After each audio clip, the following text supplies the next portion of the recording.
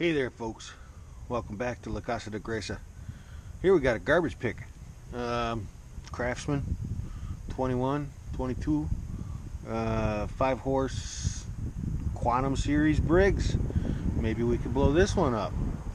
First thing and only thing I usually look for if I see something on the side of the road, I don't really pick them up anymore, but I used to. If I see something on the side of the road and looks like it might be modern enough to salvage. People throw shit away just for the sake of throwing shit away and buying a new one nowadays. Only thing I check is if the crank is bent. So if the crank is not bent and nothing's really missing, this did have the bagger with it too, it's somewhere around here, then it's probably salvageable and we could probably fix it. So somebody I know just bought a house and they contacted me and said, hey, I'm going to be in the market for a lawnmower. And I said, okay, I'll keep my eyes peeled. And peeled I did. So this is how you check for a bent crank. Obviously it looks straight, but when you flip this thing over on its side, I mentioned, I'm sure before, always flip it over with the carburetor upward. If you flip it over on the other side, then oil will go into the intake manifold and into the carburetor bolt and causes all kinds of problems. Then you got to take the fucking carburetor apart, clean it out, and it's just make sure the carburetor is up. Made a lot of money that way. So check for a bent crank, watch that bolt and picture it on its axis. Rotate it. There was a little crankshaft movement there. We're going to get into that in a minute. But you see that it's basically spinning pretty straight. Now, some people would say, yeah, man, you got to take the spark plug wire off before you do that. What if it starts and you cut your hand off? Yeah, it's possible. So, I'm feeling a little clunking here. She's rough stuff. But anyway, would I pick it up? Yep, obviously I did. If the crank's bent, you're going to see this thing going like that. That's how you check. Now, when I was spinning the crankshaft, I felt the clunk that I know all too well. Pretty sure this thing's fucked.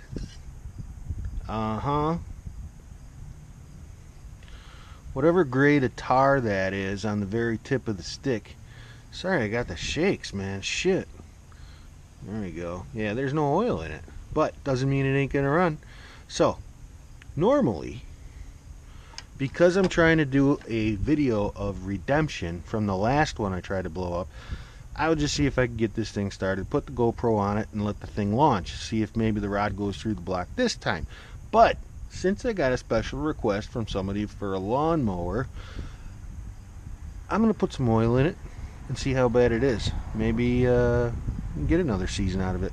It's almost fall here in the Midwest, so we really only got about another maybe 5, maybe 6, 8 mowings before the end of the season. And this dude just bought a house, so he's probably strapped as a motherfucker. You know what I'm saying? Alright, well, I slept on it and I gave it a second thought here. I just got to change of heart. I don't want to give this guy a piece of shit. This thing is knocking pretty good. There's no oil in it. So we should have a pretty successful launch.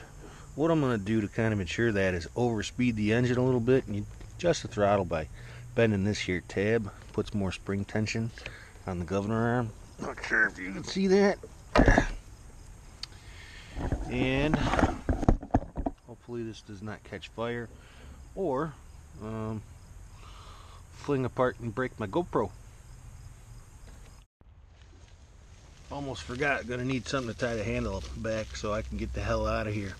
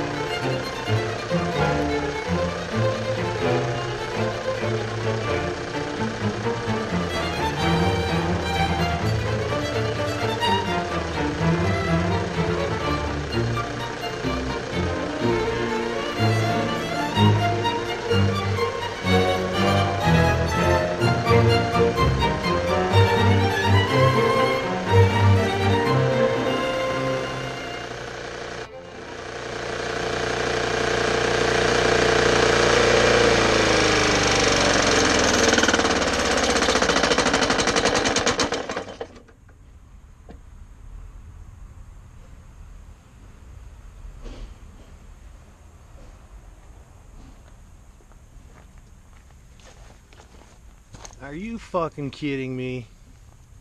Another one. Just seized up. No carnage. God damn it. Alright, I'm going to try this again with another one. Thanks for watching.